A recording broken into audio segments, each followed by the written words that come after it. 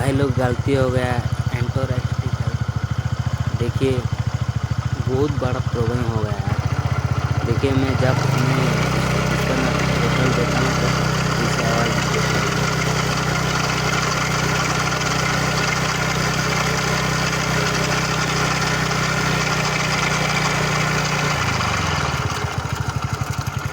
तो गैस सुन लिया आपने, किसी किसी को ऐसी आवाज़ देता है कौन